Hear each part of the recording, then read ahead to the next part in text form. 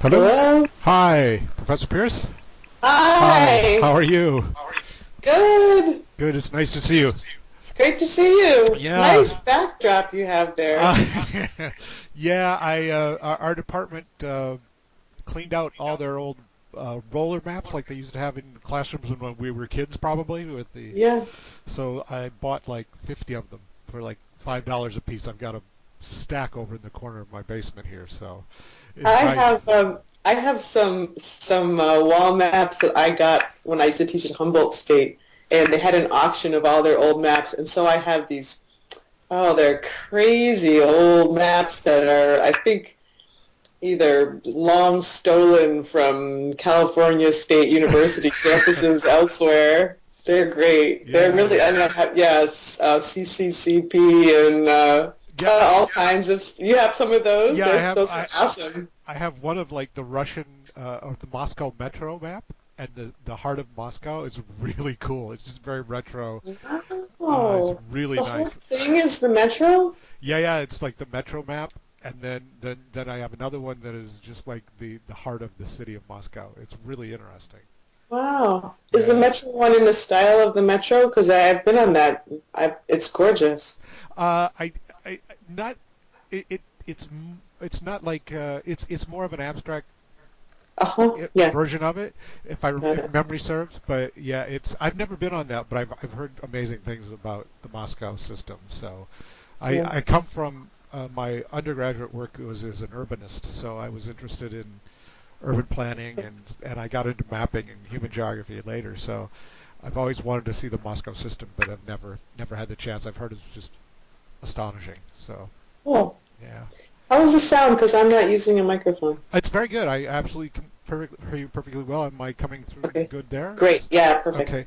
Yeah, you mentioned you want to turn cameras off. That's fine. I don't care. It doesn't matter to me, but it's up to you. I don't get preoccupied with the visual anyway, so but in Okay. one of your emails you'd mentioned that. But so it's up to you if you want to. I would like to, Okay. especially because I'm calling, I mean, I'm dialed in from home, and Okay. so No problem. sometimes it freezes up, and so I don't want to just sort of Not a focus problem. on, yeah, Yeah. I'd rather not focus on it, but that's That's okay. No, it doesn't bother me at all either way.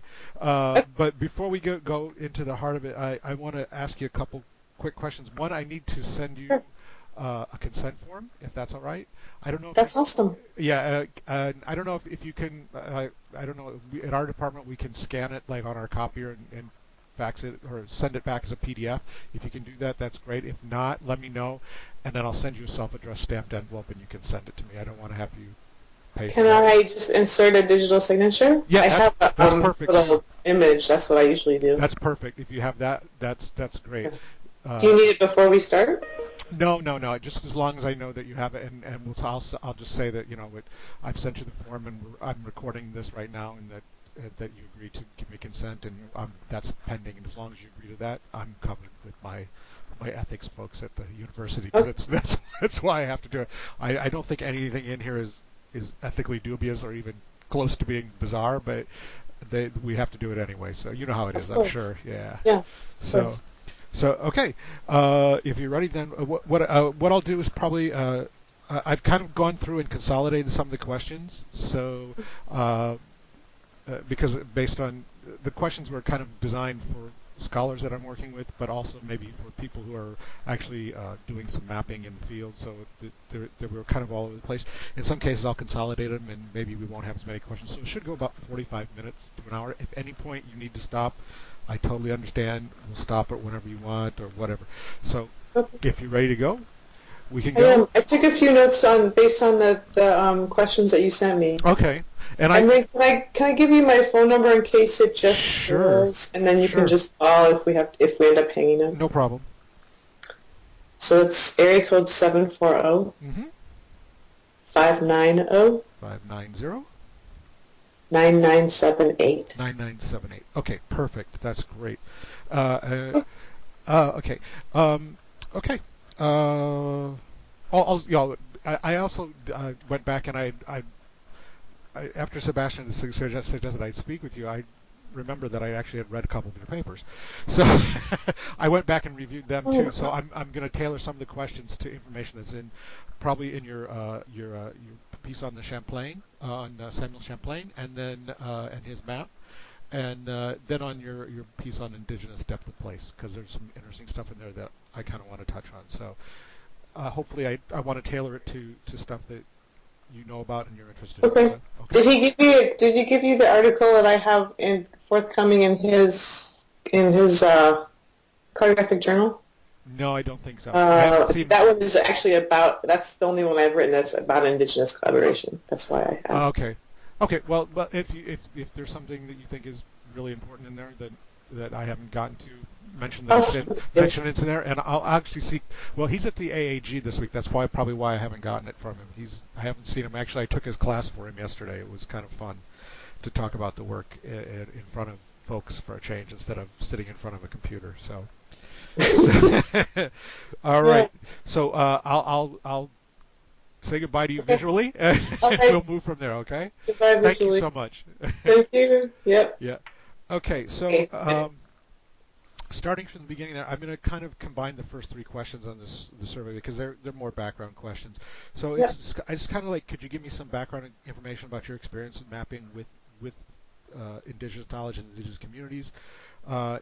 General impressions on how maps are being used in the communities that you may have worked with or have done some work with, and any project where you have worked with them or projects how they got started. In other words, did you approach the community that you wanted to partner with? Did they approach you? That kind of stuff. So if you could talk a little bit about that and let me know, and then that'll be the first question, and then we'll move on from there. Okay? Okay. All right. So I have only done one. So I've done several kinds of projects that are about indigenous questions. Right. For instance, the Champlain map. But I've only done one project that is really a collaboration with an indigenous community, and that is a collaboration that's wrapping up this year. We started in 2011, and that's a collaboration with Penobscot Nation in Maine, mapping their traditional place names. Okay. And we started talking about it, I would say, probably as far back as 2007, when I first, they were working on a smaller place name project for one part of their watershed, the upper part of their watershed. And I knew the cartographer who was working on that project, and he told me that he was incorporating Penobscot place names, and I said, well, you should definitely just ride over to talk to the tribe about the place names. And he was like, oh, I can just do that? And I was like, sure, just go ask them. And so then he did, and it turned into this really great collaboration for that map. And then I started also consulting on how then to show what they were talking about, what everyone was talking about visually, like some ideas, some suggestions. And so that's when I met everyone at Penobscot Nation, and we just slowly started talking about, wow, it would be really great to do a much larger place name map. And then I just started visiting them over the years as friends. And they've been doing many of their own smaller place name projects, some internally, just for themselves, thinking through stories and thinking through words while they're working on their language. And then they did, another external collaboration with Bangor Daily News. And I think that's it for external. And then just on other curricular projects for museums and for schools around the state of Maine, because they have as part of the Maine curriculum guidelines. So in any case, all of these were pieces, and we had just through talking and through visiting talked about how it would be great to do a larger place name map of the whole traditional territory someday. And one day I came home from running and I thought, this is the day. I'm just going to call them up and say I want to do. I always just felt really ready to do it. And so I called up the tribal historian and I said, hey, I really want to do that project and I want to start now.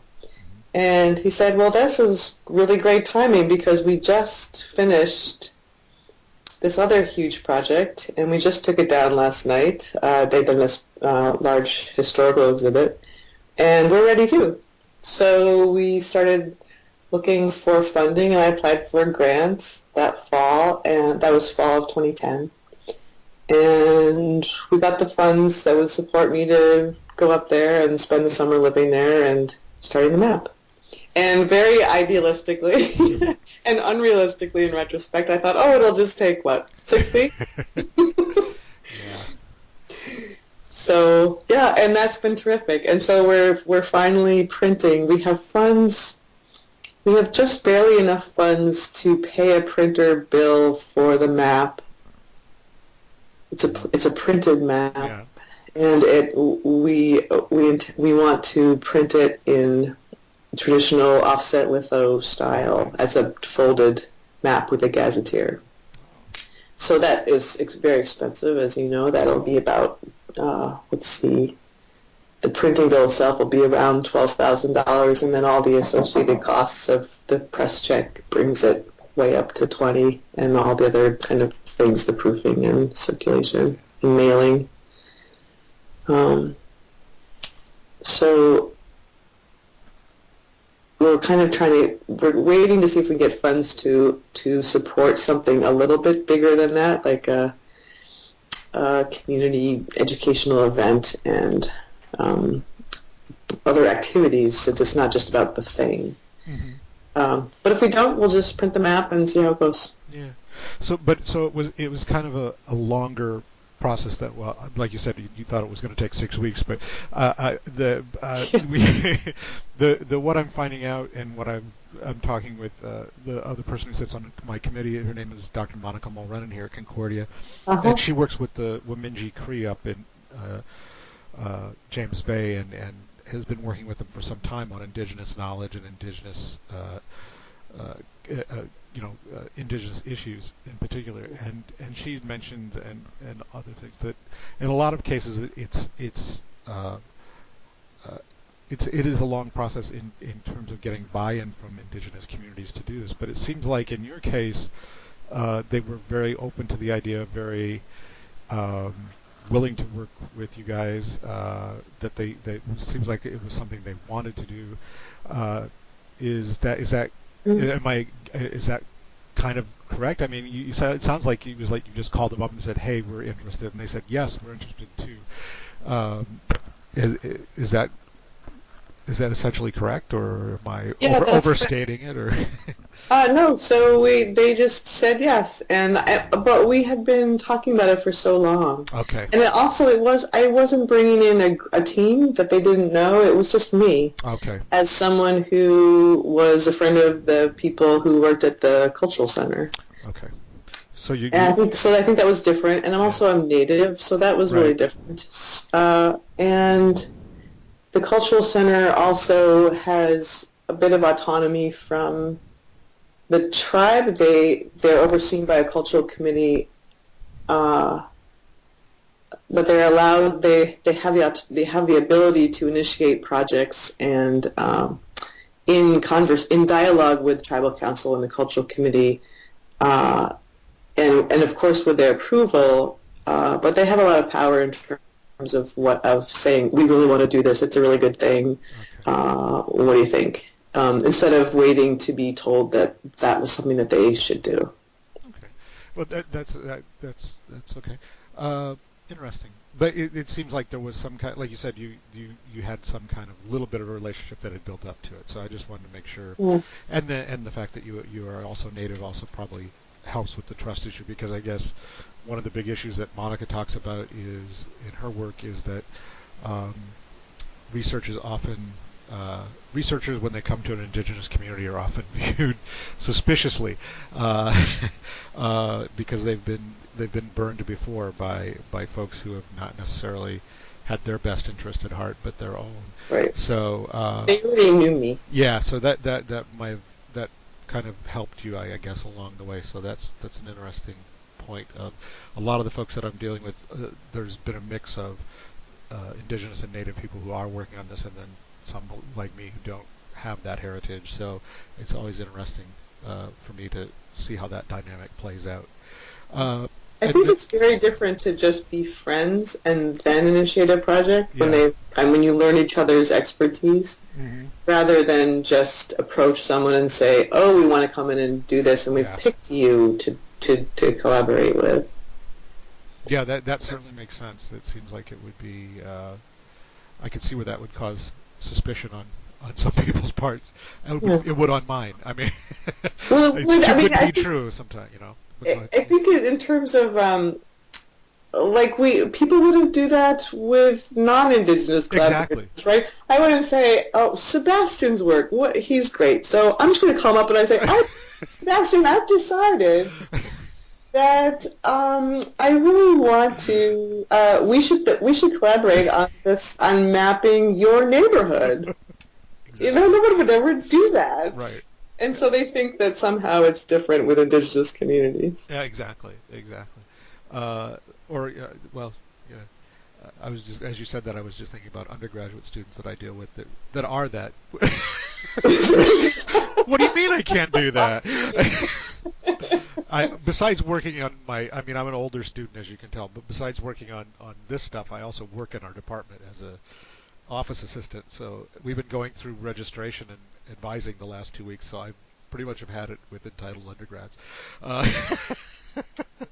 Uh, okay, so let's move on to.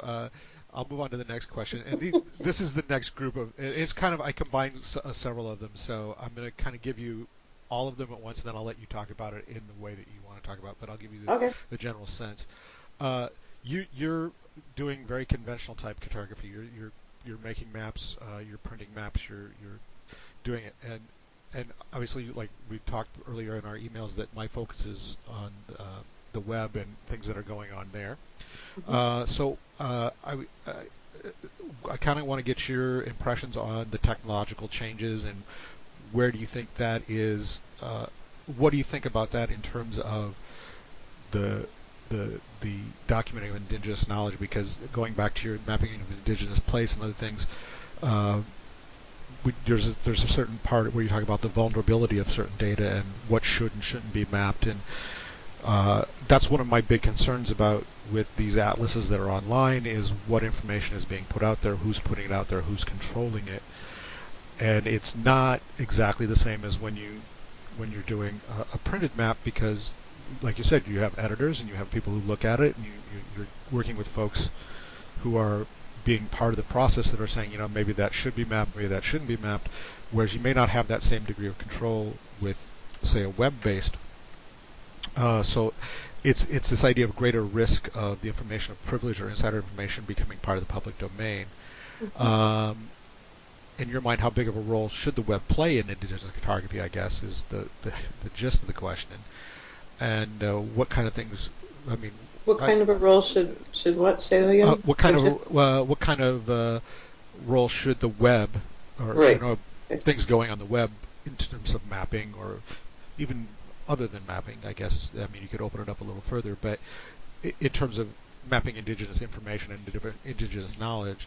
And then I've got a follow-up to that, but I'll let you answer that first. But the next question will relate to that, and it kind of deals with um, how people are using maps to address issues in their own community. So, and the difference between maybe doing it in paper form or versus a web-based form. So Okay. yeah, I'll start with your gist question. yeah, And then we can go to the other one. I know it's a loaded just question. read them in since that's a lot. Since that's a lot of questions. Yeah. I mean, yeah. We can go back to it, but Okay. it's in the same line of Okay. questioning. So, I do want to answer all of those. okay, good.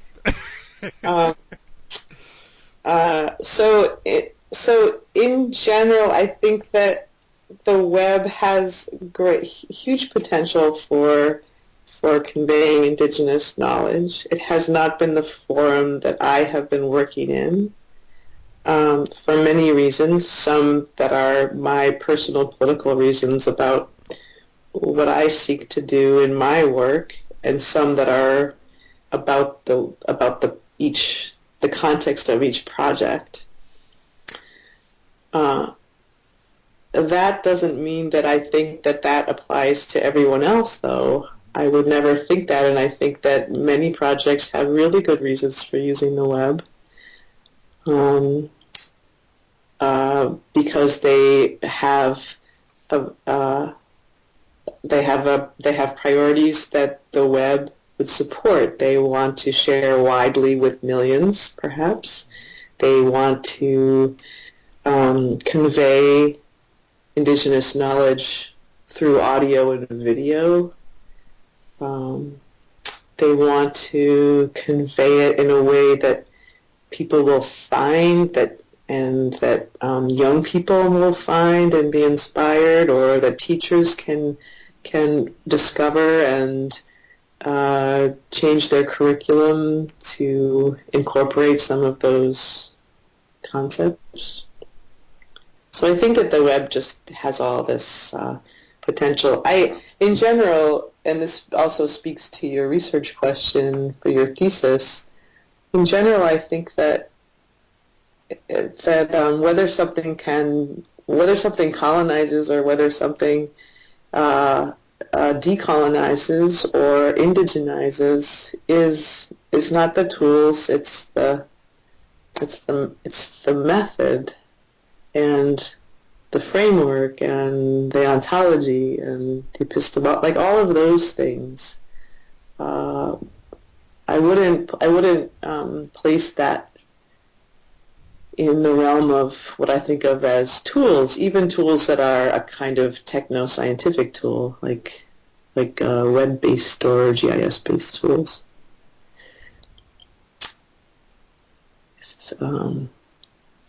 Okay, so well, that's interesting because that's actually one of the things when I started doing this. One of the things, as you know, the project's doing a master's project. It kind of takes different forms and questions and focuses at different times. And one of the focuses early on when I was doing a lot of the lit review and things, we're looking at the ontological and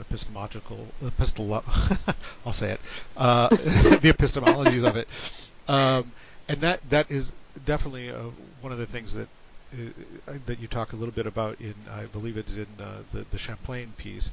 I have my notes here, but that's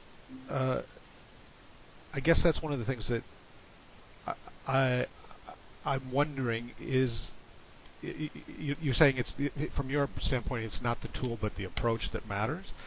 But do you think that maybe certain approach or certain tools, in this case the web, or things that allow different means of expression other than mapping, that would conventional mapping, in other words, allowing things like audio and video and kind of more two-way interactivity as opposed to being more static, lend themselves to different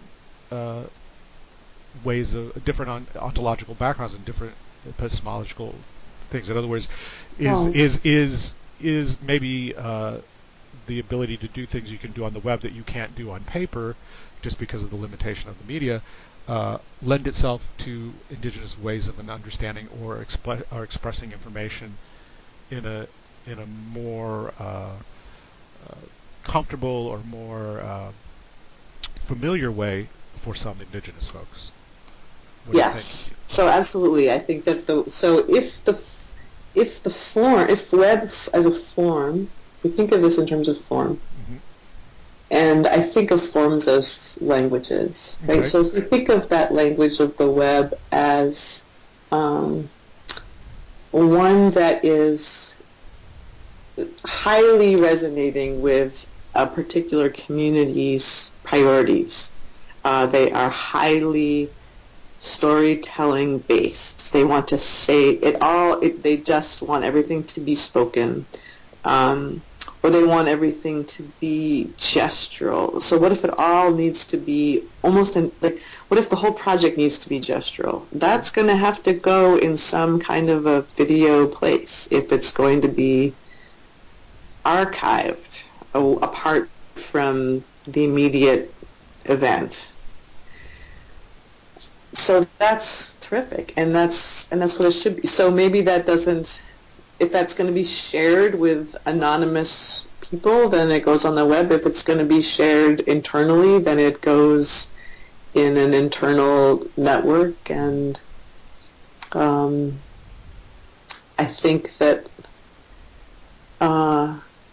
if we're looking at the web as the audience of anyone who has web access, and if that's what that community wants and needs, that's where it'll go. So, for instance, just to look back at Knobscot Nation, they have every intention of doing a web-based place name project. They see it as a separate thing from the print map because it does something differently. And I probably won't be part of that project because they're going to want to collaborate with someone who that's their strengths, and it's not where either my strengths or my particular interests lie. And not that they might not go there someday. I just think that it just wouldn't. It would be better for them to work with someone who like Sebastian or Stephanie Pine or someone who's working in that way. Yeah. Okay. Well, that's I also talk with Stephanie quite often too, and I'm going to interview her. So Oh, awesome. so she's great. And I certainly just so I make sure I'm understanding it, and so it's not so much it's from your standpoint, it's the process and who's controlling the process that ultimately will speak to this idea of indigenized or whether it's an indigenized process or a colonialized process, and who's controlling that information as it comes up. And you're not as concerned, or you wouldn't be as concerned, let's say, with the medium that is being used to convey that information. It's who's controlling what information gets there and how it's being distributed. How are they doing it? And so it's partly that, partly distributed and access. It's partly what they do with the form. Okay. So for example, so the map. So maps are a colonizing form. Right. The novel is a colonizing form. It has been rejected. Has been rejected in many arenas as an unacceptable form for story when a society wants to decolonize. Mm-hmm. On the other hand, there are so many indigenous people who are working with the novel in a way that is what some people might call post-colonial, or what some people might call decolonizing, where they are doing all kinds of things with it that are expressing indigeneity very powerfully in a way that they wouldn't have been able to otherwise. So to me, it's what is done with the language of the form. And I'm excited by that in print, and that's where, I just feel that I have so much work to do there that I couldn't possibly finish it in my lifetime. And so taking on also the web would be several lifetimes. But I would never say that someone else who was working there. Of course, I'm excited about Stephanie's work. It's really cool. Yeah. So getting back to this idea then, and I'll go back to your piece on the Champlain. I think it's in that, or maybe it's in the in-depth place. It might be in-depth place. You talk about the hybridity or the flexibility of the technology or whatever is being used. Obviously, you must see that there's a flexibility in the print form, there's certainly a flexibility and hybridity in the web-based form. Yeah. One of the criticisms I often hear when I'm talking to people about this is that is this idea of are you stealing the master's tools and then just using them against him? Is that really decolonializing?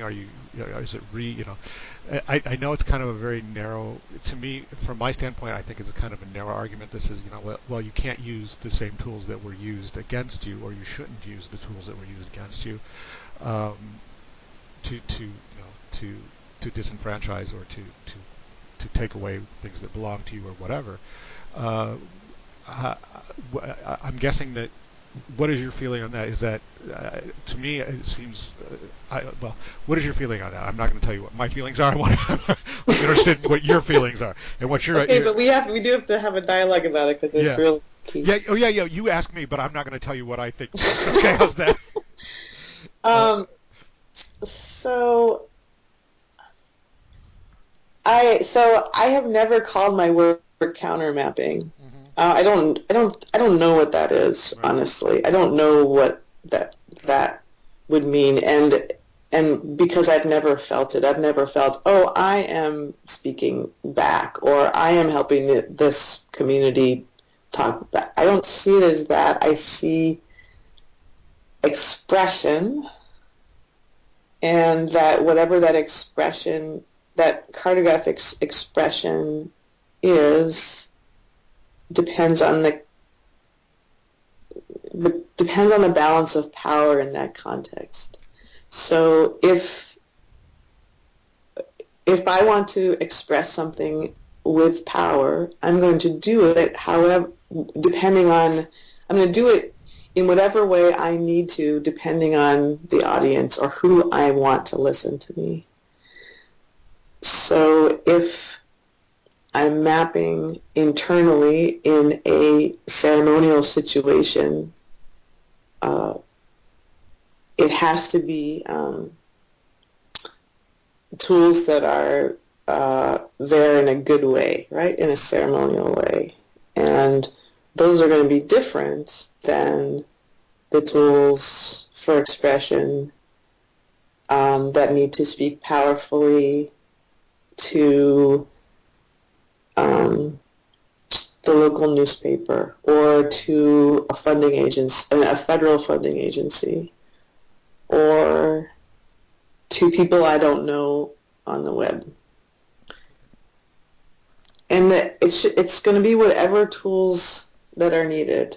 I did my dissertation on native mapping in Western Connecticut during the colonial period.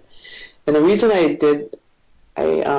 did to understand native mapping was I looked at the land deeds that represented the transfer of land, because in New England, there's no treaties. It's all land sales. And those deeds are very specific with respect to territory, but the way that specificity is expressed changes depending on the context. So in an early context, that specificity is conveyed through place name, and then if that place name is then intentionally or unintentionally mistranslated by the colonizing purchaser, that community often remapped for example, in a claim in the colonial court, and in that claim there's going to be a drawing with lines on it, and the line saying, this is what we gave you, and it ends here, and this is what we did not sell, and it's over here. So it had to be mapped in that it's no less indigenous. It's just different forms for different to achieve different ends, I think.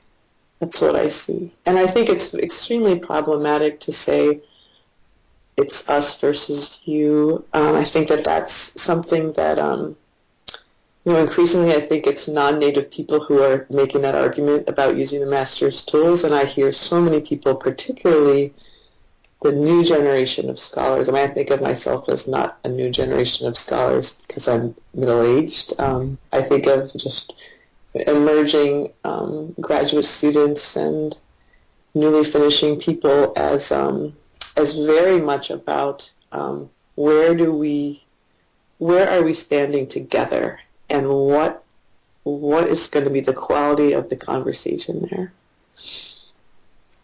I think that that's, or in the United States anyway, I will say that Yeah. for the United States. Yeah, But I'm hearing that as well from like Hawaiian scholars particularly and throughout the Pacific. well, Sorry. yeah, I would say that's kind of similar to my experience of scholarship today and what I'm seeing in terms of that argument. It seems to be uh, my my view on it is that this is a tool, whether it's the web or whether it's typical GIS and making paper maps or whatever it is that it's the tool is itself is why not use the tool to your advantage, whether you're uh, and the indigeneity or the colonialism of it comes out from the maker and the person who controlled the process of doing it. I find the binary argument that it's good or bad uh, kind of limiting and stifling in uh, that I think there's ways for the two systems to merge and create new synergies and new ways of seeing for people, ways to empower people who have been disenfranchised, and a way for people who have done that to see, oh, this is how what was done unfairly. So that's my personal Mm-hmm. take on it. So I think we're probably closer in our view of the world, but we're probably closer because we're probably both middle-aged. So, uh, um, okay, so I'll move on to the next set of questions, and it kind of gets back to this idea of, about some of the political aspects of mapping. And I found, and I sent you the charts from Mm-hmm. the stuff that I had done, and I found in the case study examples that there were examples of people using mapping for land claims in one form or another.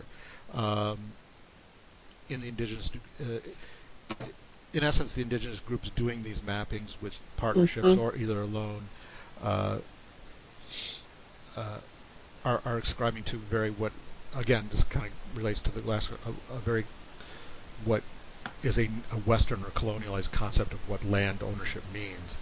And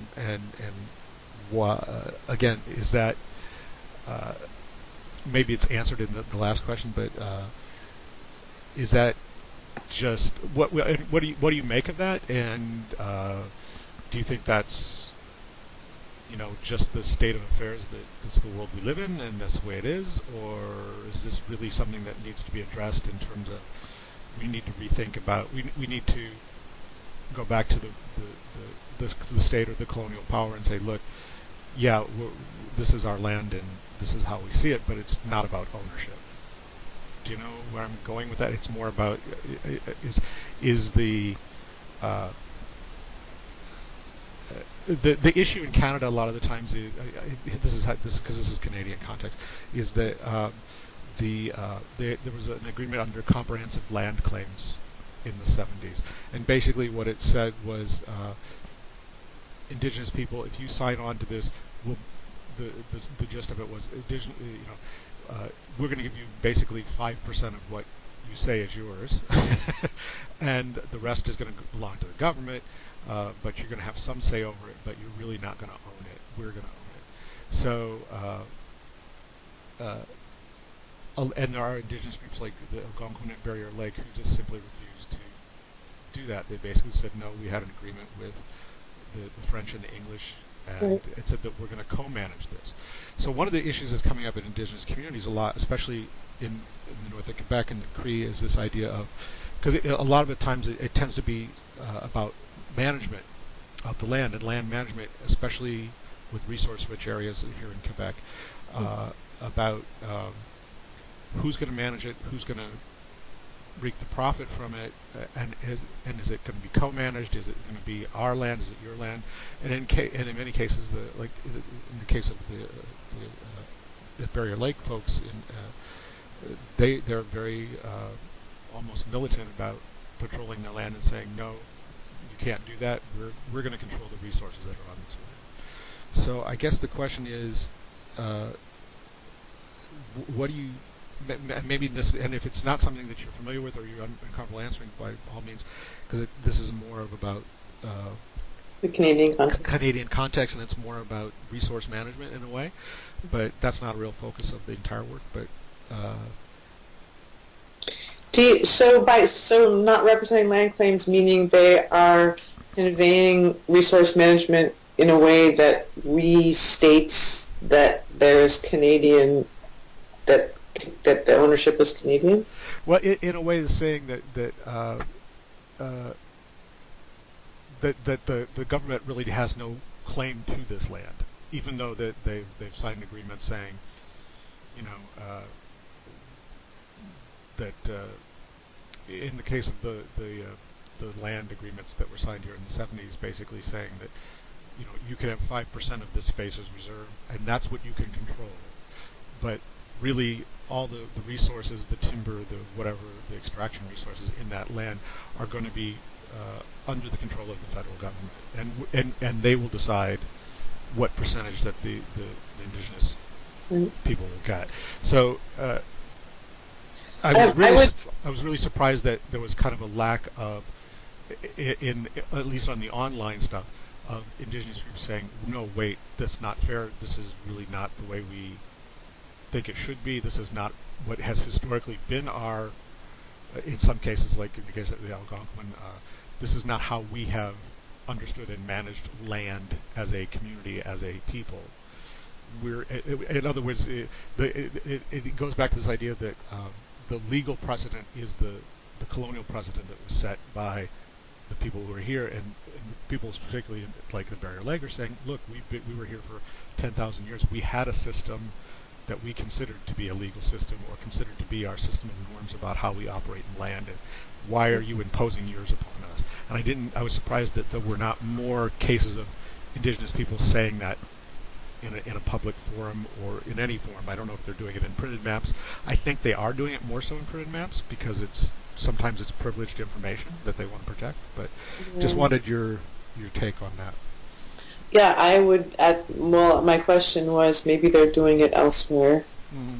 and for a good reason, because they they're trying to achieve something specific with what they're putting on the web. Mm-hmm. I would assume that they had a different priority for what was going to be web shared, Mm-hmm. and that priority wasn't primarily about that type of sovereignty. It was about um, uh, getting another message across clearly. Okay. Yeah. That would be my guess Yeah. without at the sites. Yeah. Yeah. It's just interesting to me that and I think that's exactly what it is. I think it's being done elsewhere. Um, Maybe they think that the web is too limited for saying that. yeah, or that it's well, the example that I will give is one that actually, so I hate to go back to it again, but Monica Mulroney, she worked with the Wamingji, and they basically created a land use plan for their territory, and part of that plan was adapted and adopted, and they created a federally protected area that included space out into the Hudson Bay. It was like one of the first marine sanctuaries that was done.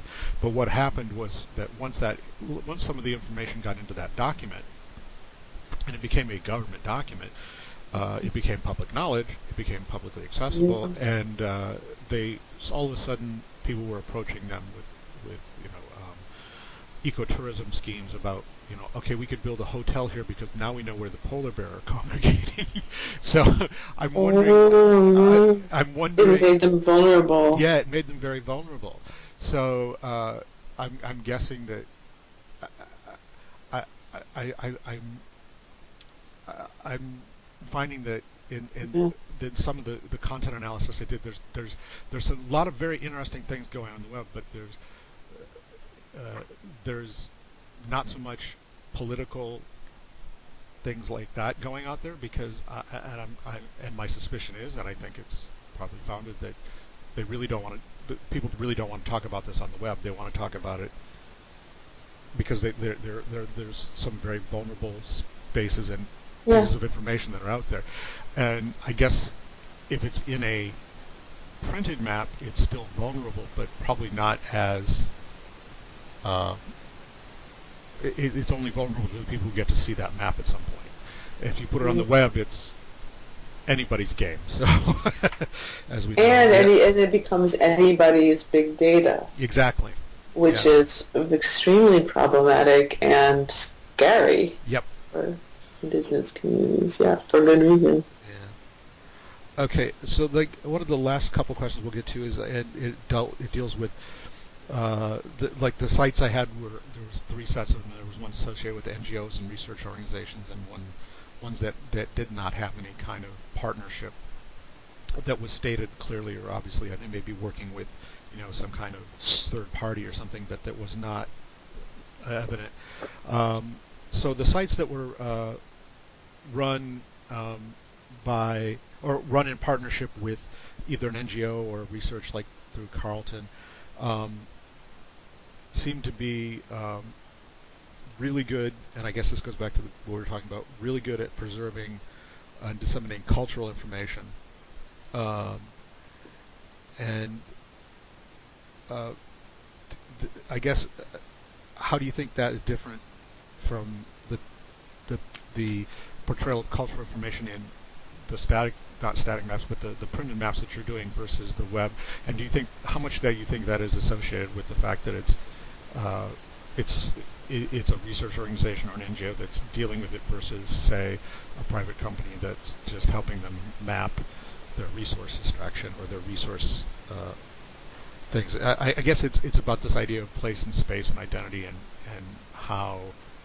um, how it may be being facilitated in a more effective manner by NGOs and research organizations than even by indigenous groups that wish to go it alone.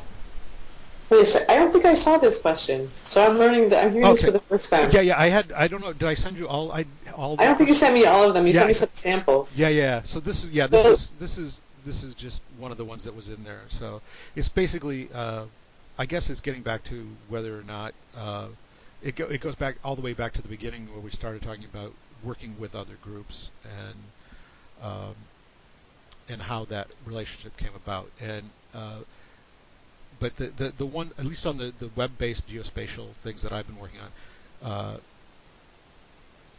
it seems like the sites that are associated with, from what I could see, associated with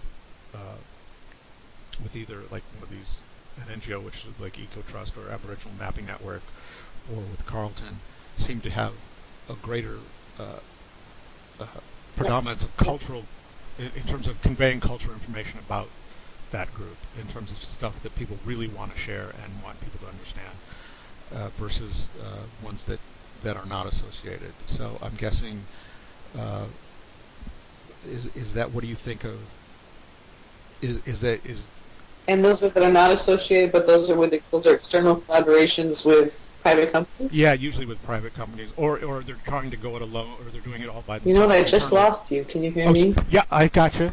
Can you hear me? Hello? Hello? Hello? Okay. I can bear. I'm losing a. I lost a few sentences. Oh, okay. Basically, Hi, Tom. Can you hear me? yes, I can. Do you want me to call you back on the phone? We're almost done. Hello? Sure. Why? No, why call me back on the Skype? It seems like there's a delay. Okay, I'll hang up and I'll call you right back. We're almost done, Hi. so Why don't you call me back on the I'm gonna try. Okay, I'll call. Okay. Okay, hold on.